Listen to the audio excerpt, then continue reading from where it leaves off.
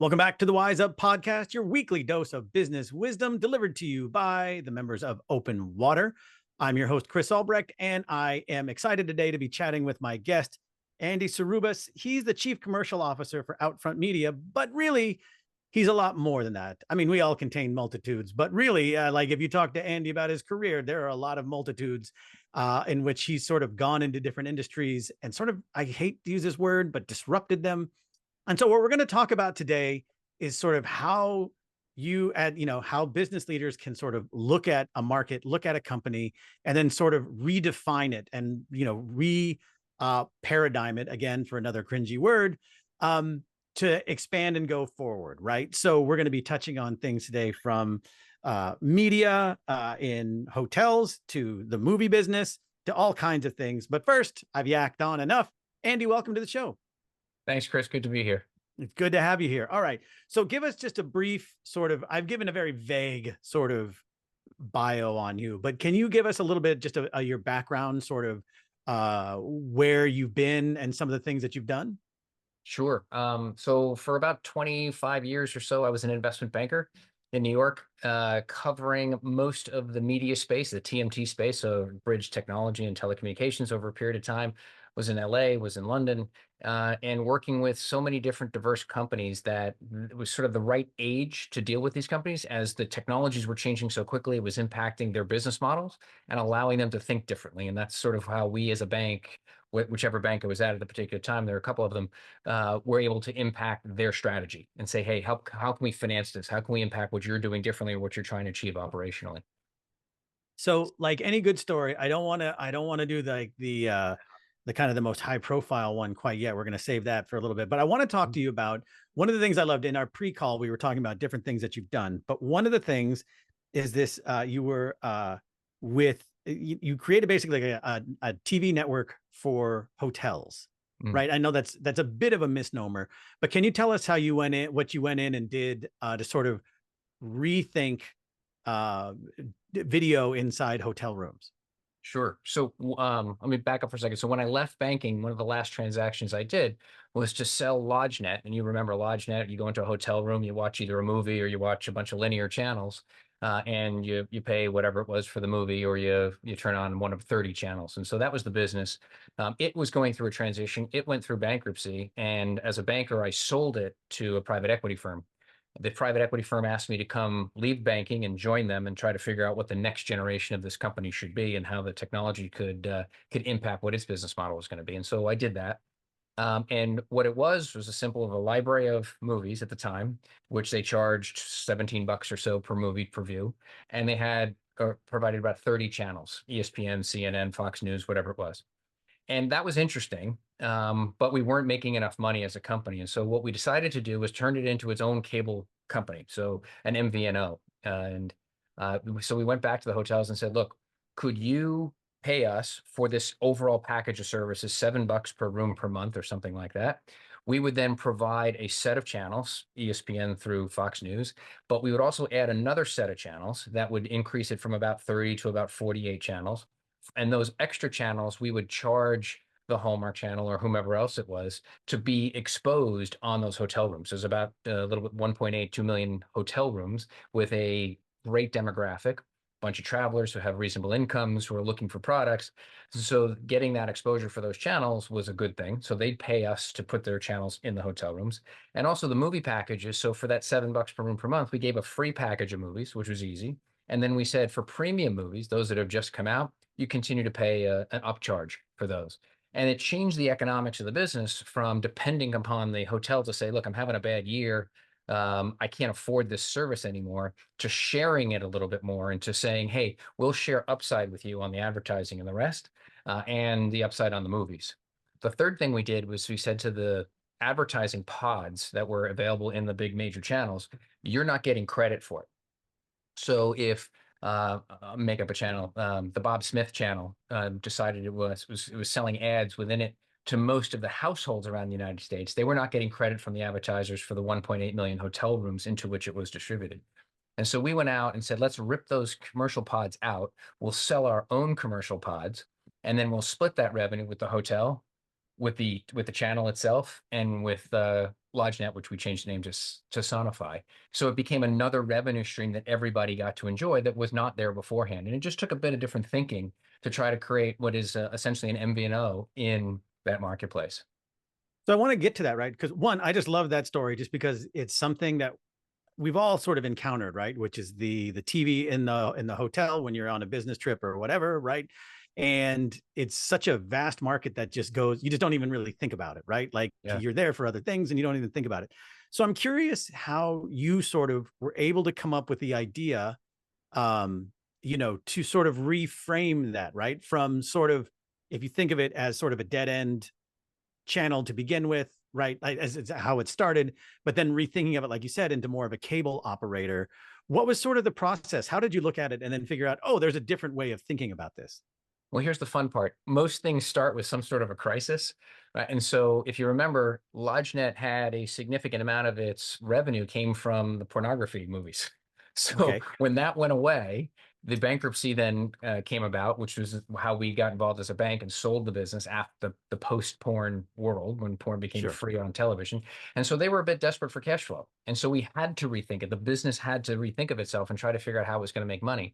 And in talking to the different hotel groups with whom we had relationships as a company, and also with the content providers who wanted exposure for their content, and the advertisers who are looking to say, hey, this is an untapped universe of people, 1.8 million hotel rooms, to which turnover on average once every other night. It became a lucrative place to sort of figure out, how do we bring these different things together? And if I could take the objectives of each of them, put them together in a model that was proven, i.e. a cable model, and an ad sales model in that world, then you weren't really reinventing the wheel. You were just applying similar and proven technology into a different space. And that's how we kind of came together. It took a few months and a bunch of smart people sitting around some tables and interviewing some folks. But once we got that going, it was kind of an intuitive um, path to just sort of go down and go, well, now everyone understands what we're doing. We're not breaking new ground. We're not changing. We're just applying things in different ways over the period of the new model. And how did you approach getting, was it easy to get others on board? Like, did you have to, when you came up with the model, right? Because it sounds like, as you describe it, it's like, oh, this is a win, win, win, win, win, win, win, right? Like, it just seems Sure. like, oh, easy peasy. Of course, everybody's going to say yes to that. But I imagine, things are a little bit tougher when you get into the details. But were people pretty on board right away, or did it take a lot of convincing? It took a lot of convincing, and even the best idea requires people to sort of digest it and understand what it means for them in the long term. So, I think people were sometimes happy and comfortable with the status quo, right? And it was difficult to sort of get the whole picture together. And so it took several meetings with each of the different constituencies, the content providers, the advertisers, and the hotels, to understand what it was. And we had to build some technology to allow it all to happen. So there's another part that was on behalf of our company that we had to put together to do it. Um, but tenacity and engaging curious minds at each of the different providers was key to it. And of course, there's some stalwarts who say, "Well, I like my fee, and I'm comfortable with it, regardless of whatever upside you're promising me. I'm comfortable with my fee, and I got other stuff to do." But as you start to appeal to their sense of innovation, you could probably get people to say, hey, this isn't going to last. You're comfortable today, but this cannot last. And in order to get you to have something that you can stand behind, you'll be fine. And then it goes without saying that everybody wants to have, success has many fathers. Well, I don't, that's great. You can all be part of this thing. It's everyone's collective idea, because in actuality, it was. Everyone contributed something to it and said, well, if you could do this for me, then I'd be on board. Great. Let me go figure out how to do that for you and get everybody else on board to go do some of those things. Okay, I want to move on to sort of the next segment that you Sure. helped disrupt, and that's sort of the movie business, right? Mhm. Now, for the consumer, movie business hasn't drastically changed that much in the however many 100 years. You buy a ticket, you get your seat, and you watch it. Now, of course, there are other things that have sort of gone on around that and in the way, but that's still sort of the main sort of the way it works. But what on the back end, or on the theater end, I should say, you sort of drove the adoption of an entirely new way of movie distribution. So can you tell us a little bit about the shift to digital and your role in that? Sure. It's This is one that took a lot of convincing, and a lot of cajoling, and it took several years to get people into it, especially when we did it throughout a financial crisis. But I'll tell you how we did that. So we could talk about financing movies as a third part of this interview. But first of all, Jim Cameron was putting out Avatar 1. It was the biggest budget movie at the time, and it was a 3D film. The film in 3D required projectors in movie theaters that could ingest a 3D film and project a 3D film. Most theaters in the United States, the vast majority, didn't have those 3D projectors, and they're not inexpensive. Call it $100,000 a piece. And the theaters weren't getting the benefit from that. The movie studio who wanted to distribute the movie was the one who's getting the beneficiary. You distribute my movie for me, please, and they work out their arrangements. And so there was this huge cost burden that somebody had to bear. The theaters were clearly saying it's not in my best interest to refinance all of my and replace all of my projectors. And the studio was saying, hey, wait a minute. I'm happy to be a part of this thing, but what's the benefit for me other than this one single movie and maybe some movies in the future that Jim or others will produce in a 3D format? However, distributing digitally would be an advantage to them. So let's step back for a second. Movies up until that point in time were distributed every Thursday night. A can, which everybody's familiar with, a can of a movie sitting in this big can would be sent out on a Thursday night for delivery on a Friday via the FedEx truck. The movie theater would take it off the FedEx truck and stick it on the projector, and the projector would then show the movie. And those canned movies cost somewhere between, call it $650 and $1,000, call it $800 for some. And that was a very expensive thing when you have a wide release, which is about 4,000 theaters showing your picture on Friday night. You, the studio, were responsible for making all of these things and then getting them shipped to all the theaters to put onto these projectors.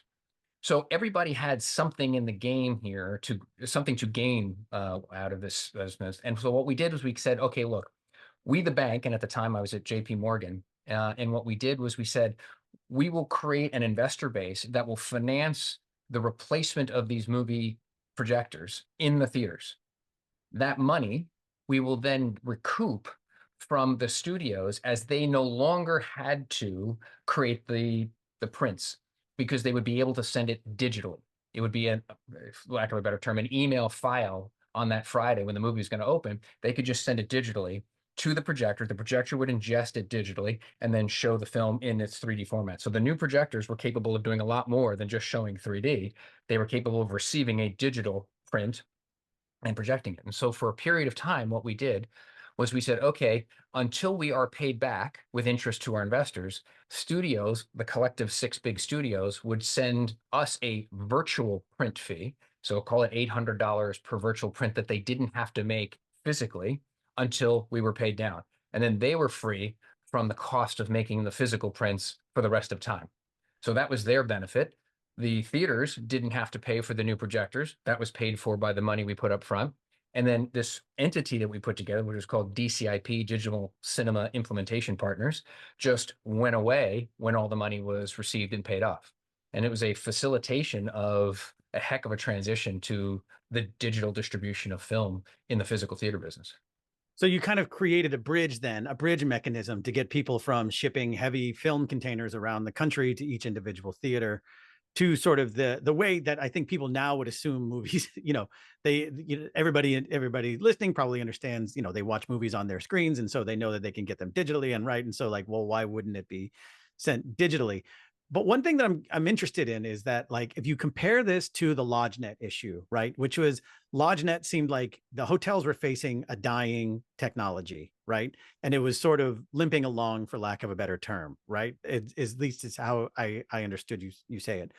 But the movie theaters were very much in the middle of like, hey, this is work, we're making money, everybody's making money, and there's a whole infrastructure thing, right? Like with LodgeNet, you were doing something on the back end with like, hey, we're shifting it to a cable model, but you didn't have to rip out the TVs and put new ones in, right? And there was infrastructure in place, but this required an entirely new kind of infrastructure. But at the same time, it was kind of where everybody saw where it was going. It's just nobody wanted to make the first move. And so, you know what I mean? Or make the first investment, right? Because it was costly, and movie theater margins are really slim. And, Very true. they don't have the money to rip and replace all of their theaters and training and all of that stuff that went along with it. So I'm curious how you were able to sort of get the buy-in. Was it just because you had sort of put the money up front, or were you, give me sort of the chicken and egg scenario here, right? Like, were you, who was coming to you saying, well, this is our problem, but this is what's preventing it? And was it the theaters at first, or was it the studios, or how are you sort of, what was sort of your first step in getting this to happen? I don't know that I can remember what the first step was, but you're right. It's a bit of a chicken and an egg. And AMC, Regal, Cinemark were the large theater companies at the time that controlled roughly 65 to 70% of the movie theaters in the United States. And so those were the bigger entities with which we had to negotiate slash encourage to join this project. And then the six major studios. And I think it was a bit of an understanding. So, myself, I had covered the movie theater slash movie studio business for years. So I understood their pain points. And if you could sort of say, I understand what's going on, and if I could fix this for you, would you be interested? Okay, great. Thank you. I'll be back. Go over Yeah. to the next group. Hey, if I know your pain point, it's different from the studio group, theater group. If I could fix this for you, would you be fine? Yes. Okay, great. And then a lot of work, a lot of whiteboarding, a lot of green eye shades in a conference room with the doors closed, trying to figure out what you could do to finance something like this. And bringing it all together took years. We have the financial crisis in the middle of it, which sort of evaporated the investor market for a period of time. But it was good, smart corporate finance attached to good, smart operational execution that worked. So everybody had skin in the game. And as long as they were protecting themselves against the downsides, they understood and appreciated what their upside was. And I'm going to guess it's the first time we brought an entire distribution and content group together, an industry together, to do one thing which benefited all. And it was a terrific success for all that reason. But I don't know that I can hit my finger and say, oh, the first conversation was with Bob Smith at this point in Sure. time. I will tell you, there's a gentleman named Kurt Hall who was the CEO of National Cinemedia at the time, which was the group that sold advertising before the movie starts in all the theaters. And he and I had lunch with a proverbial napkin and a pen and said, what if we could blah blah blah blah blah. And it was an entity that we could have done within his company, within National Cinemedia, although that wasn't what the company was set up to do. Yeah. As a public entity would be, off base for them. And so setting it up as a private entity was there. And so Kurt and I are great friends still. And that kind of, if I'm going to point to any catalyst, that conversation was probably the catalyst for it.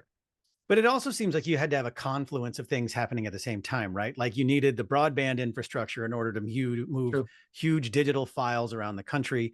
Uh, Theaters needed to be equipped with the, Encryption, security, yes, yeah, encryption and all of that good stuff. security. All of those things needed to be. Yep. You also needed, at the time, Avatar was the most anticipated film ever, I would imagine. I mean, outside of the Star Wars It helped returning, to have a but like deadline. you had, but you also had the catalyst for people going like, Jim Cameron's coming off, it's the first movie I think was first feature since Titanic, right? Which was a global Yeah. phenomenon.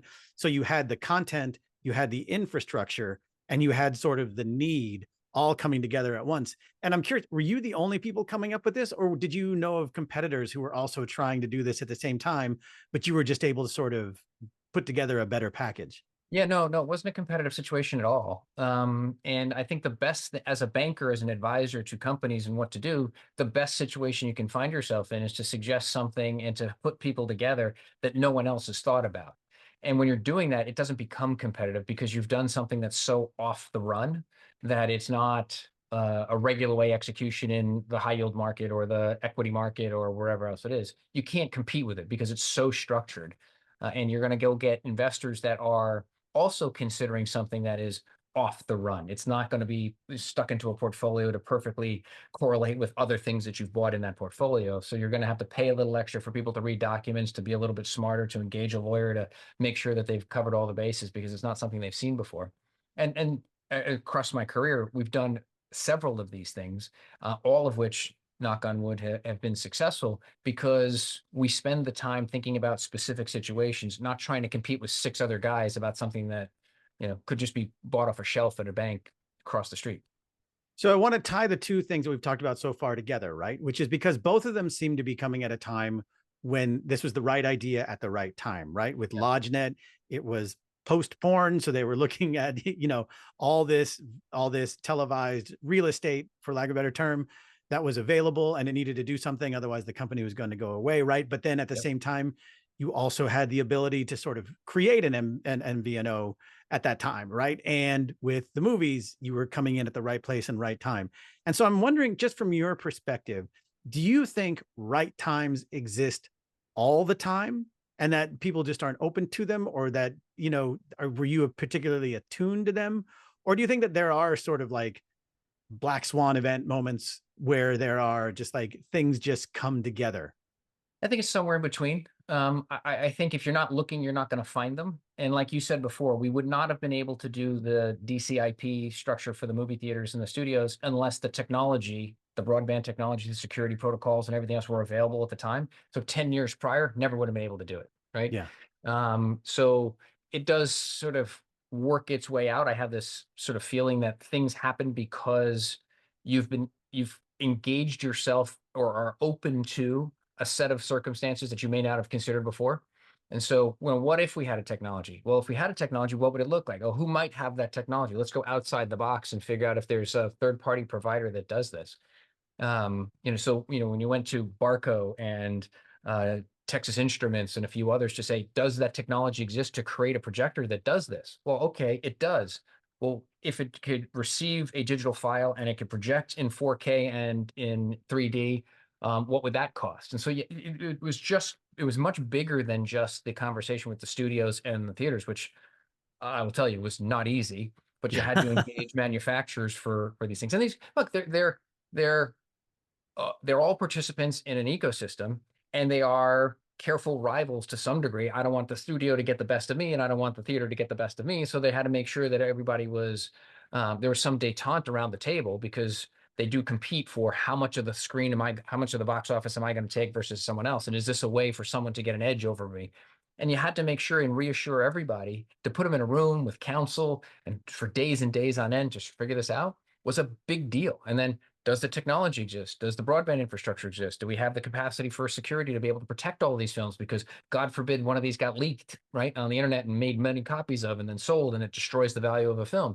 And so and then the producers and the lawyers for the producers and the directors and everybody had to make sure that we were comfortable that we weren't going to leave open a hole through which, some bad entity could take advantage of the market. So a long way of saying, to your point, there's a lot of bases to cover, and if you're not looking for the answer, you're not going to find it.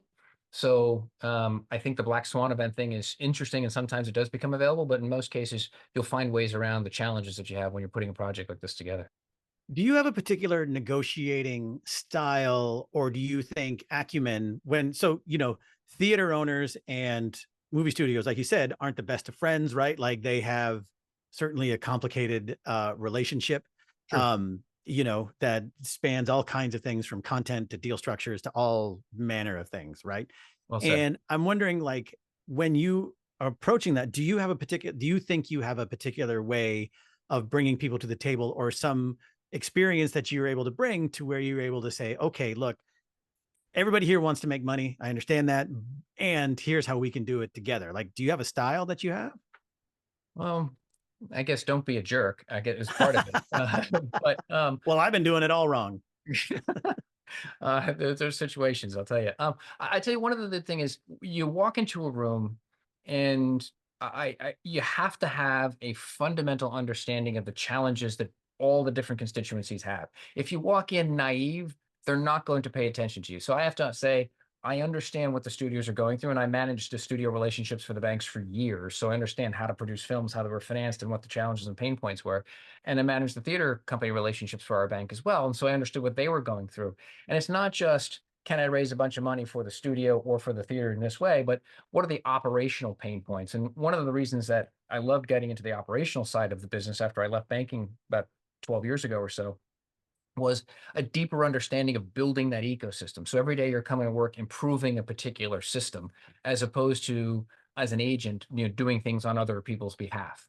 So the idea of sitting next to the CFO and the head of operations for a movie theater saying, I get it. It's hard to buy these projectors. They're not qualified for the kind of distribution that you want to do. You have all these concerns, and I understand that. Let me introduce you to my friends at Barco or Texas Instruments or Sony and who have built something like this. Let's get them in the room. Let's understand what their pain points are selling to the movie theaters because they want to sell something at a price that makes some sense. But they're not privy to what the theater's going through, which is if I paid 125,000 for a projector as opposed to 100, it ruins the economics for me. Okay, great. How do we produce a projector that does all the things I needed to do for $100,000, but not any of the extras that would be just a waste of money and time and effort to be put into a product that no one's going to buy. And so you have to make sure that you have respect by each of these constituencies to understand that you're trying to help and you're not just trying to get a deal done. And I think there's a lot of that suspicion amongst people who are just in there trying to sell something as opposed to I'm trying to help. Right. And if you can get that point across, then people, you're all of your defenses drop, and you're starting to figure out around the table. Okay, I'm here to participate. I'm not here to defend. Right. Right. Coming up with a solution and not just a sale. Yeah. Yeah. Yeah. All right. So, like any good movie, we're gonna enter into our third act here, which is sort of one last thing I wanted to talk to you about, which is you've been setting up screens in New York in the subway. So tell us a little about what's happening there, and how that sort of changes explain what you're doing with screens in New York City. So New York City has been until 2017. We at Outfront Media had a contract with the New York City MTA, the New York MTA, to distribute advertising throughout the theater, throughout the stations and on the trains and the rest. And it's mostly static. It's posters on walls. It's framed posters and trains, and it's a terrific business. The transition to digital was a natural thing, but folks in the advertising world wanted to be able to change the creative that they have in front of a particular audience more often than every, call it 28 days or so. And you can get more advertisers in front of different audiences throughout the different times of the day. So in the morning, you want to show orange juice. In the afternoon, you want to show some sort of an alcohol drink. You can't do that if you have a poster on the wall. You can't have the guys running around doing that stuff. And so there were advantages to advertisers and advantages to publishers like Outfront to be able to have a digital infrastructure to do that. The MTA put out an RFP, a request for proposal, for the next iteration of their relationship with the out-of-home advertising company, and we and others submitted our bids to it. But one of the core pieces to that was, let's remove a lot of the static and put up digital screens. Those digital screens did not exist, so we had to make something that was resistant to brake dust. Trains have brake dust. Who knew that before we started? Right? Cold, wet.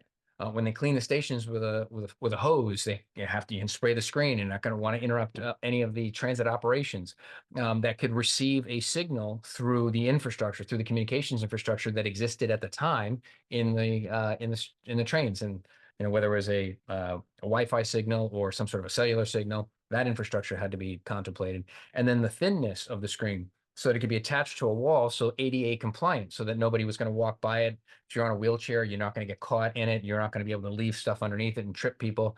So all of these things had to come through. And we built a screen with some partners that were very smart that allowed us to be able to create something that was attachable to a wall, secure enough to protect against most vandalism, but yet be robust enough to display advertising in a way that was meaningful to people. And we like to say, one of our guys is, they earn the attention of the people in the audience so that they pay attention to the advertising. And so it was a bit of a mix of that. And we also said a bit of interstitial program. So it's not just advertising. It's ad, then the weather, then an ad, and then some sports scores. And so it became part of the New York infrastructure. And as you take the subway now throughout New York, we're in all of the stations. And it's also got what we call CICs, but the customer information channel, which allows the MTA to broadcast stuff on those screens should they need to. Hey, there's an emergency in the station, or this train is stuck, take a different route.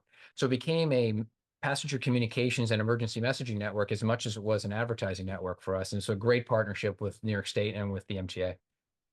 So this seems like, can you give me a sense of, do you release any numbers in terms of, you said you're in all the stations, but have like ads served, or how long have you been up and running? So we started in 2017, the end of 2017, when the RFP was awarded to us, and we started installing just around then. So the new Hudson Yards station was the first one we installed. And so if you go to the mezzanine level there, you'll see those screens are still there. I was there just 2 days ago taking a look at it. It still looks phenomenal. And over time, we built out all of the stations. We are now and then we did Metro North and Long Island Railroad. And now we're in the process of rolling out screens on the train cars themselves. And so as you go on a train car, Metro North, Long Island Railroad, or subway, you'll see digital screens in a lot of the cars that allow us to contribute to the advertising environment in those venues. There's roughly 25,000-ish screens out there across that. We did it in Boston and DC and San Francisco and a bunch of other places as well. So which are much smaller transit systems, but allows us to be able to communicate that way and to sell advertising. It's interesting, just as we sort of look at these three things that we've talked about, it's just this idea of infrastructure, right? Like each of those things had either an existing infrastructure, needed an infrastructure, or was altering an infrastructure, right? And so it's really sort of the picks and shovels, right? The mechanisms upon which, is that something you think that you focused on particularly, like understood as an opportunity rather than like, ooh, I'm going to create, a creative agency to create ads for things, right? Like these are very sort of nuts and bolts things that immediately touch a lot of different, have big audiences, I should say. I don't know that it was let's be the picks and shovels to the advertising agency as much as it was, what if I could, what would I want to do? Like if I had a white piece of paper and I was now in charge of this new RFP for the MTA, how do I distribute more content to more people, therefore to get more advertisers in front of those people, plus add a communications network from a safety standpoint for folks? What would I do? Well, I'd want to put a screen on a wall because digital is better than static. Okay. If I want to build a screen, what would that involve? Go see all the big screen manufacturers. Do they have something today that would fit that bill? No. Okay, so if I wanted to build something, what would it look like? And what would the content management system look like? And what would the alert system look like? And what's the communications need to be? And so, this is years in the making. It took us about 2 years to successfully win the RFP and to develop all of this technology to present to the MTA to say, hey, we think we're the right guys to do this for you. And we believe that there's enough revenue here to pay for the infrastructure, but also to be able to create that passenger communications and emergency messaging network that you want. Because the most important to them is getting people from A to B on time and safely. And for us, it's to sell advertising so that we can share that with the MTA, which offsets the cost of a ride per person, because it's a decent amount of money. Okay, as we close out here, my last question for you is just what advice would you have for someone to sort of, what it seems like that you have a skill for is just seeing opportunities, at the right time, like we talked about, but also being able to, like you just said, connecting things, right? Like with screens, you needed probably a wireless infrastructure to communicate things, and you needed screens that were thin enough, and you needed, all of these things, and ad networks that were in place, and all of those kinds of things. How would you suggest people just sort of, is there a way you think they could view the world to sort of start seeing opportunities where they may have just seen, the commonplace every day? Well, I don't want to be cheesy, but be an optimist. You may run into obstacles, but there's usually a way around it. And there's usually someone who has thought about a solution to your particular problem, not in the particular situation in which you find yourself, but maybe it's something else. So for example, go back to the digital projectors that the folks built for us in the theater industry, which is they were building technology for other things at Texas Instruments, and then they applied that technology to movie theater projectors, and it was a solution that no one had thought of until we said, hey, we have a problem, could you fix this?